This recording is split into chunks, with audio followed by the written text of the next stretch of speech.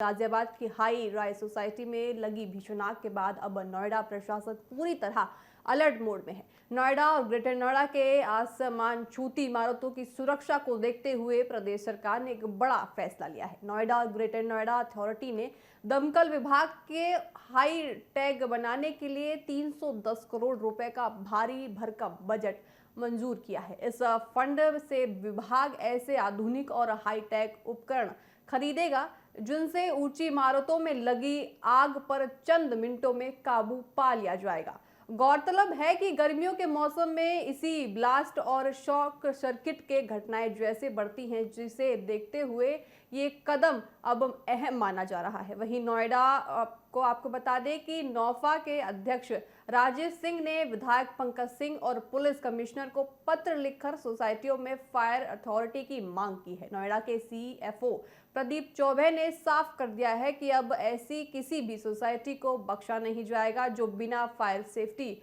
मानकों के संचालित हो रही है। अब लापरवाही बरतने वाली सोसाइटियों पर दमकल विभाग का डंडा चलने वाला तय है।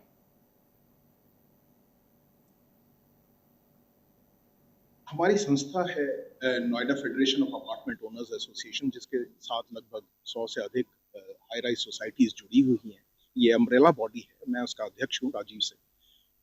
ना अब हमने लेटर में जो मुख्यतर से जो हमने हाईलाइट की हैं चीज़ें, वो कमियां हैं जो फायर सेफ्टी की, जो कि हमारे एडमिनिस्ट्रेशन में है, जो फायर फाइटिंग डिपार्टमेंट है, वहाँ पर काफ़ी कमियां हैं देखी गई हैं। कि जैसे कि कल देखा गया जब गाजियाबाद में आग लगी है उस हाई राइज सोसाइटी में, तो वहाँ पर पानी जो था वहाँ पर पहुँच भी नहीं रहा था। जो पानी स्प्रे करा जा रहा था उसका प्रेशर इतना था ही नहीं। तो ये एक बहुत बड़ी एक कमी है। और इसमें सबसे पहली चीज़ ये करनी चाहिए कि नई इक्विपमेंट लाई जाए। जो हमने विधायक जी को यही लिखा है कि फायर डिपार्टमेंट को करा जाए कि उनके यहाँ से अपग्रेड हो, उनकी जो इक्विपमेंट्स हैं वो अपग्रेड हो। और मेन इक्विपमेंट्स वही हैं कि जैसे प्लेटफॉर्म्स होते हैं, हाइड्रोलिक प्लेटफॉर्म्स होते हैं, वो ऊपर तक पहुंच पा रहे हैं कि नहीं। आज की डेट में 9वीं 10वीं मंजिल्स के अलावा ज़्यादा आगे जा ही नहीं पाते हैं इनका फायर सेफ्टी का जो वो है। तो इसके लिए क्या करें? देखिए, नोएडा एक ऐसी जगह है जहाँ पर हाई राइज सोसाइटीज़, नोएडा और गाजियाबाद उत्तर प्रदेश में सबसे ज़्यादा हाई राइज सोसाइटीज़ यहीं पर है। और हाई राइज इतनी बन गई हैं, 500 तो लगभग नोएडा में ही है। तो इतनी सोसाइटीज बनने के बावजूद जो इंफ्रास्ट्रक्चर है फायर सेफ्टी का, जो वो अभी तक बिल्डअप नहीं हो पाया है। काफी दिन से प्रयास करा जा रहा है इसका। तो हम कहते हैं कि इसमें, मैंने तो थोड़े दिन पहले ये भी बात छेड़ी थी कि हेलीकॉप्टर भी होना चाहिए, चॉपर्स भी होने चाहिए इस जिले के लिए, दोनों जिलों के लिए, चाहे वो गाजियाबाद हो और चाहे नोएडा हो।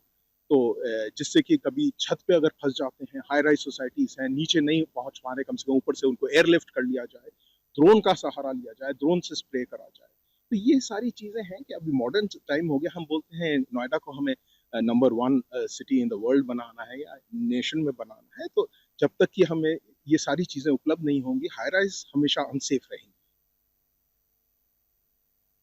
नोएडा में भीषण गर्मी के चलते लगातार आग लगने के हादसे बढ़ते हुए नजर आ रहे हैं, जिसको लेकर फायर विभाग भी अलर्ट मोड पर है। और इसी पर खास बातचीत के लिए नोएडा से सीएफओ प्रदीप जी हमारे साथ हैं। सर, क्या कहेंगे, जिस तरीके से भीषण गर्मी है, बहुत सारी आग की घटनाएं बढ़ रही हैं, तो किस तरीके से आप लोग अलर्ट मोड पर हैं और कौन से साधन संसाधन हैं जिन पर आप आग पर काबू पा रहे हैं? देखिए, ग्रीष्मकालीन ऋतु में बाहर का तापमान बहुत ज़्यादा बढ़ जाता है, जिसकी वजह से एक छोटी सी भी चिंगारी, छोटा सा भी आग जो है बड़ा हो जाता है, क्योंकि खुद बाहर का तापमान जो है 42 से 48 डिग्री के बीच में रहता है। उसके मद्देनज़र जो है हम लोगों ने बहुत ज़्यादा तैयारियां की हैं, बहुत सारे अभियान चलाए हैं। कमिश्नर मैम गौतम बुद्ध नगर के निर्देशन में, मुख्यालय के निर्देशन में हमने बहुत सारे अभियान भी चलाए हैं। सबसे पहले तो हमारी गाड़ियां हमने पूरी मेंटेन करा ली हैं ग्रीष्मकालीन को देखते हुए, कि हमारी गाड़ियां जो है 3 महीने जो है ड्यूटी स्थल पे तत्काल प्रभाव से पहुँचे। रिस्पॉन्स टाइम्स को जो है हम लोग कम कर सकें, गोल्डन आवर में जो है हम लोगों को बचा सकते हैं, वो गोल्डन आवर में हम लोग पहुँच सकें। उसके मद्देनज़र जो है हमने काफ़ी प्रभावी पैरवी भी की है, जिसके मद्देनज़र हमें नोएडा प्राधिकरण से लगभग 154.28 करोड़ रुपए मिले हैं। ग्रेटर नोएडा अथॉरिटी से 29 करोड़ एक बार में, 100 करोड़ एक बार में, 25 करोड़ एक बार में, करीब 155 करोड़ के आसपास ये मिले हैं। तो करीब करीब हमें 310 करोड़ जो है सिर्फ अत्याधुनिक उपकरण क्रय करने के लिए मिले हैं, जिसमें से कि हम लोग हाइड्रोलिक प्लेटफॉर्म जो कि विश्व की सबसे ऊंची 102 ही बनती है, तो हम वो क्रय करने की प्रक्रिया में हमने जो हम इन्हीं पैसों से रोबोट है, कैफ सिस्टम जो आपने अभी देखा होगा 3-4 दिन पहले डेमोन्स्ट्रेशंस के लिए भी आए थे, तो वो कैफ सिस्टम जो है हम लोग लेने का है, जिसमें कि सिर्फ अंदर से हाई राइज बिल्डिंग के लिए ही है। ये भी विश्व की नई टेक्नोलॉजी है। तो हम विश्व के अत्याधुनिक उपकरण जो है हम यहाँ पे क्रय करेंगे और ये हमारे 3 से 4 महीने में हमारे यहाँ खेमे में आ जाएंगे। और जो है इससे हम काफ़ी जो है जल्द आग बुझाएंगे, चाहे वो रेस्क्यू की बात करें, चाहे वो आग की बात करें। पहले ही जो है हम लोग का 72 मीटर वाला हाइड्रोलिक प्लेटफॉर्म ऑर्डर में है, वो भी 1 से 2 महीने में हमारे पास आ जाएगा और हम इससे काफ़ी प्रभावी कार्रवाई कर सकते हैं। सर, अगर हम बात करें, बहुत सारी बिल्डिंगें ऐसी हैं जहाँ पर फायर एनएसटी नहीं है या फिर उनके उपकरण काम नहीं कर रहे हैं, तो उसको लेकर भी क्या आप लोग कोई अभियान चलाएंगे, ताकि क्योंकि जनमानस की सुरक्षा सबसे पहले। बिल्कुल मैम, बिल्कुल ये आपने वाजिब कहा। जैसे हमारे यहाँ टोटल गौतम बुद्ध नगर में 437 हाई राइज सोसाइटीज़ हैं। एक सोसाइटीज़ में हो सकता है 10 टावर हो, 20 टावर है। हमारे पास सभी उनका लेखा जोखा है कि कहाँ पे काम कर रहे हैं, कहाँ पे नहीं काम कर रहे हैं।